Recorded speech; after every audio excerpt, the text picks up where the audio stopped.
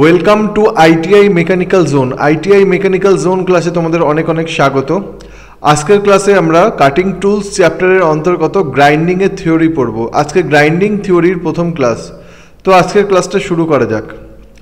Grinding wheel dressing. Grinding wheel ড্রেসিংয়ের সম্পর্কে আমরা জানব। Grinding wheel became inefficient due to two main causes known as loading and glazing. Grinding এর যে wheel, সেই হুইলটা দুইটা মেন কারণে ইনএফিসিয়েন্ট হয়ে যায়। ইনএফিসিয়েন্ট মানে তার কার্যক্ষমতা হারায়। একটা হচ্ছে লোডিং, একটা হচ্ছে glazing.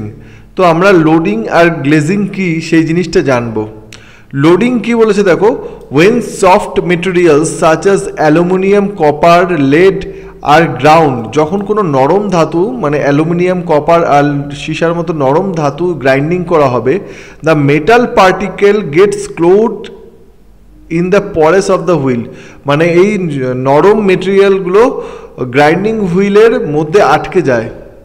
This condition is called loading. এই কন্ডিশনটাকে লোডিং বলছে। মানে কি বলছে, লোডিংটা কি হচ্ছে, যখন কোনো সফট মেটেরিয়াল আমরা গ্রাইন্ডিং করব অ্যালুমিনিয়াম, কপার, সীসার মতো, তখন ওই মেটাল পার্টিকেলগুলো ওই হুইলের যে খাঁচকাটা অংশগুলো থাকে, অ্যাব্রাসিভ কণাগুলো থাকে, তার মধ্যে আটকে যায়। আটকে গিয়ে তার এফিসিয়েন্সি কম করে দেয়। তো এই যে ডিফেক্ট, সেটাকে আমরা লোডিং বলি। তারপর বলেছে গ্লেজিং। গ্লেজিংটা কি বলেছে, when the surface of the wheel develops smooth and shining appearance it's said to be glazed. যখন গ্রাইন্ডিং হুইলটা অনেক দীর্ঘদিন ইউজ করার পর এর কাটিং অ্যাকশনটা কমে যায় এবং কমে গিয়ে স্মুথ অ্যান্ড শাইনিং একটা অ্যাপিয়ারেন্স তৈরি হয়, মানে এর যে ফ্রিকশনটা তখন আর হবে না। কাটিংয়ের যে কণাগুলো সেইগুলো ক্ষয়ে একদম স্মুথ হয়ে যায়, সেই জিনিসটাকে গ্লেজিং বলছে, সেই ডিফেক্টটাকে গ্লেজিং বলছে। This indicates that wheel is blunt. এটা ইন্ডিকেট করছে হুইলটা পুড়ে গেছে, মানে হুইলের কার্যক্ষমতা হারিয়ে গেছে। The abrasive grain are not sharp. অ্যাব্রেসিভগুলো আর ধারালো নেই, মানে অ্যাব্রেসিভগুলো ক্ষয়ে গিয়ে মানে স্মুথ অ্যান্ড শাইনিং অ্যাপিয়ারেন্স তৈরি হয়েছে। When such grinding wheels are used, there is a tendency to exert extra pressure in order to make the wheel cut. মানে যখন ধরো এই স্মুথ অ্যান্ড শাইনিং অ্যাপিয়ারেন্স যখন তৈরি হবে, যখন এর কাটিং অ্যাকশনটা কমে যাবে, তখন ওই হুইলে আমরা গ্রাইন্ডিং করতে গিয়ে আমাদের একটা টেন্ডেন্সি হবে যে একটু বেশি প্রেশার দিই। যেহেতু কাটছে না জিনিসটা, তো আমরা একটু বেশি প্রেশার দেবো, যার ফলে কী হবে, হুইলটা ড্যামেজ হবে। Excessive pressure on the grinding wheel will lead the fracture of the wheel. যখন আমরা গ্রাইন্ডিং হুইলে এক্সেসিভ প্রেশার দেবো, তখন গ্রাইন্ডিং হুইলটা ফ্র্যাকচার হয়ে যেতে পারে। এক্সেসিভ হিটিং অফ দ্য হুইলে অত্যাধিক গরম তৈরি হবে। Weakening of bonding of the wheel and bursting of the wheel, মানে এই হুইলের যে কার্যক্ষমতা সেটা হারাবে। হুইলের যে বন্ডগুলো যেগুলো আছে, যার উপরে হচ্ছে অ্যাব্রেসিভ কণাগুলো ধরে থাকে, ওই বন্ডগুলো দুর্বল হয়ে যাবে, মানে ইজিলি বন্ডগুলো উঠে দানাগুলো আরও উঠে যাবে। তারপর বলছে ড্রেসিং। ড্রেসিং কি সেটা আমরা জেনে নিই। ড্রেসিংটা হচ্ছে the purpose of dressing is to restore the cutting action. ড্রেসিংয়ের কাজ হচ্ছে কাটিং অ্যাকশনটাকে রেস্টোর করা হুইলের। মানে যখন গ্লেজিং অ্যান্ড লোডিং যখন হবে, সেইটাকে সারাতে, সেই জিনিসটাকে ঠিক করতে আমরা ড্রেসিং অপারেশনটা করব। Dressing removes the clogs on the surface of the wheel. ড্রেসিংটা হচ্ছে ওই ক্লগগুলোকে রিমুভ করবে, যেই সফট মেটেরিয়ালগুলো যেগুলো ওই অ্যাব্রাসিভ কণার মধ্যে ঢুকে থাকে, সেই জিনিসগুলোকে বার করে আনতে সাহায্য করবে কি ড্রেসিং প্রক্রিয়াটা। And the blunt grain of the abrasive. আর হচ্ছে ব্ল্যান্ড গ্রেন হচ্ছে যখন ওই অ্যাব্রাসিভ কণাগুলো ক্ষয়ে একদম স্মুথ শাইনিং তৈরি হবে, তো সেইখান থেকে আবার কাটিং অ্যাকশনটাকে রিকনস্ট্রাক্ট করতে, কাটিং অ্যাকশনটাকে ফেরত আনতে কিন্তু ড্রেসিং করা হয়। But can be cut ব্রট to the safe efficiently. তারপরে ট্রিউইং কি বলছে, ট্রিউইং হচ্ছে refers to the shaping of the wheel, মানে এই হুইলের যে শেপ সেটাকে রেফার করছে to make it run concentric. যখন গ্রাইন্ডিং হুইলটা গোল করে ঘুরছে মোটরের মাধ্যমে, তখন ওই হুইলটা অনেক সময় কি কাঁপতে থাকে, অনেক সময় ব্যালেন্সটা ঠিক থাকে না, কনসেন্ট্রিক থাকে না। তো ব্যালেন্স যখন ঠিক থাকে না, হুইলটা যখন কনসেন্ট্রিক থাকে না, হুইলটাকে কনসেন্ট্রিক করার জন্য যে কাজটা করতে হয়, যে অপারেশনটা করতে হয়, তা সেই অপারেশনটাকে বলে ট্রিউইং।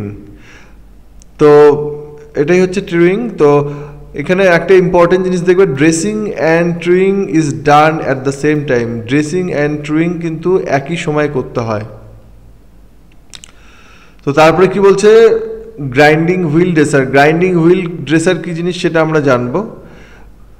The wheel dresser is used off hand grinder আর স্টার হুইল ড্রেসার। যখন অফ হ্যান্ড গ্রাইন্ডিং হুইল আমরা যখন গ্রাইন্ডিং করব অফ হ্যান্ড গ্রাইন্ডিংয়ে, তখন যে ড্রেসারটা ইউজ করতে হয় সেই ড্রেসারের নাম হচ্ছে স্টার হুইল ড্রেসার, বা এর আরেক নাম হচ্ছে হাংটিংটন টাইপ হুইল ড্রেসার। এটা কিন্তু important question. Star wheel dresser আরেকটা নাম হচ্ছে Huntington type wheel dresser and diamond dresser. আরেকটা ড্রেসার আছে যার নাম হচ্ছে diamond dresser. The star wheel dresser consists of a number of hardened star-shaped wheels mounted on spindle at the one end and the handle at the other end. মানে star wheel ড্রেসে এরকম star টাইপের harden অংশ থাকে যেইগুলো হচ্ছে cutting action create করে। Wheel dressing, the star wheel is pressed against the face of the revolving grinding wheels. মানে স্টার ড্রেসিংটা কি করবে, স্টার হুইলটা কি করবে, pressed against the face of the revolving grinding wheel. মানে গ্রাইন্ডিং হুইলের যে ফেস, সেই ফেসে চেপে ধরবে। তার ফলে কি হবে, যখন গ্রাইন্ডিং হুইলটা যখন ঘুরছে সেই রানিং অবস্থায় যখন স্টার হুইল ড্রেসারটা চেপে ধরা হবে, তখন এই যে স্টার পয়েন্টগুলো দেখছো, স্টার পয়েন্টগুলোর মাধ্যমে কাটিং অ্যাকশন তৈরি করবে। This release the wheels loading and dull grain. This releases মানে এই জিনিসটা রিলিজ করবে কি, লোডিং অ্যাকশনটাকে রিলিজ করবে অ্যান্ড ডাল গ্রেনটা রিলিজ করবে। এক্সপোজিং শার্প নিউ অ্যাব্রেসিভ, মানে এক্সপোজ করবে মানে বেরিয়ে আসতে সাহায্য করবে ধারালো নতুন অ্যাব্রেসিভ গ্রেনকে। মানে এর নিচে যে অ্যাব্রেসিভ ধারালো অ্যাব্রেসিভ গ্রেনগুলো আছে সেই গ্রেনগুলোকে আবার এক্সপোজ করে দেবে, মানে আবার সামনে এনে দেবে, যার ফলে ও কাটিং ওই হুইলের কাটিং অ্যাকশনটা আবার পুনরায় ফেরত পাবে। Star wheel are useful for pedestal grinding. এটা হচ্ছে যে স্টার হুইল এখানে ছবিতে দেখতে পাচ্ছ, এটা স্টার হুইল। এটা পেডেস্টাল গ্রাইন্ডিং মানে যেটা বড় গ্রাইন্ডিং মেশিন, সেই গ্রাইন্ডিংয়ের জন্য ইউজ করা হয়। In which precision is finish is not expected, যেখানে মানে ভালো ফিনিশের দরকার হয় না, এরকম একটা জায়গায় পেডেস্টাল গ্রাইন্ডিংয়ে কিন্তু স্টার হুইল ড্রেসার ইউজ করা হয়। এটা ভেরি ইম্পর্টেন্ট কোশ্চেন যে পেডেস্টাল গ্রাইন্ডিংয়ে কোন হুইল ড্রেসার ইউজ করা হয়, সেটা হচ্ছে হুইল ড্রেসার, যার আরেক নাম Huntington type wheel dresser. Star wheel dresser should be used only on wheels which are large enough to take loads. মানে স্টার হুইল ড্রেসার এমন জায়গায় ইউজ করা হয় যে হুইলে অনেক বেশি লোড ক্যারি করতে পারে। তারপর হচ্ছে ডায়মন্ড ড্রেসার। ডায়মন্ড ড্রেসারটা কি জিনিস সেটা দেখে নিই। ডায়মন্ড ড্রেসার বলছে bench type of hand grinding, যে গ্রাইন্ডিংগুলো ছোট সাইজের হয়, যেগুলো বেঞ্চের উপরে বসানো থাকে, ওরকম ছোট সাইজের গ্রাইন্ডিং মেশিনে ড্রেসিং করার জন্য কিন্তু এই ডায়মন্ড ড্রেসার ইউজ করা হয়। Used for sharpening cutting tools are usually fitted with smaller and rather dedicated wheels. মানে ছোট ডেডিকেটেড হুইলে কিন্তু এই ডায়মন্ড ড্রেসার ইউজ করা হয়, সেটা হচ্ছে bench type of hand grinding মেশিনে। Those wheel are dressed and trued with diamond dresser. মানে এই ধরনের ডেডিকেটেড যে হুইলগুলো সেইগুলো ড্রেসিং করা হয় এবং ট্রিম করা হয় ডায়মন্ড হুইল ড্রেসার দ্বারা। Diamond dresser consist of a small diamond mounted on the holder which can be held rigidly on the work rest. এই ডায়মন্ড যে হুইল ড্রেসার, এর মাথায় একটা ছোট ডায়মন্ডের পয়েন্ট থাকে, এখানে একটা ডায়মন্ডের পয়েন্ট থাকে, এই ডায়মন্ডের পয়েন্টটাই হচ্ছে কাটিং অ্যাকশন তৈরি করে। How to use a wheel dresser. Wheel dresser কীভাবে ইউজ করবো, এখানে ছবিতে দেখতে পাচ্ছ এই একটা গ্রাইন্ডিং হুইল, এই একটা হচ্ছে গ্রাইন্ডিং হুইল, এইখানে একটা হচ্ছে টুল রেস্ট আছে। এই টুল রেস্টের উপরে কিন্তু আমরা হুইল ড্রেসারটাকে সাপোর্ট দিতে পারি বা রাখতে পারি বা গাইড করতে পারি। আর এটা হচ্ছে এই জিনিসটা, এই ব্লকটা দেখতে পাচ্ছ, এইটা হচ্ছে গাইড ব্লক, যাতে ওর একটা লেভেলে থাকে। মানে ওই যে ডায়মন্ড এখানে ছবিতে দেখতে পাচ্ছ ডায়মন্ড ড্রেসারটা যাতে ওখানে হোল্ড করার জন্য এবং একটা লেভেল মেনটেন করার জন্য এখানে গাইড ব্লক দেওয়া আছে। আর এইটা হচ্ছে আমাদের স্টার হুইল ড্রেসার, এটা হচ্ছে ডায়মন্ড হুইল ড্রেসার। এই ডায়মন্ড হুইল ড্রেসারের মধ্যে এই গ্রাইন্ডিং হুইলটা হচ্ছে ড্রেসিং করা হচ্ছে। তারপরে কি বলছে দেখো, for dressing entering the dresser is slowly ব্রট in the contact with the wheel face and move across.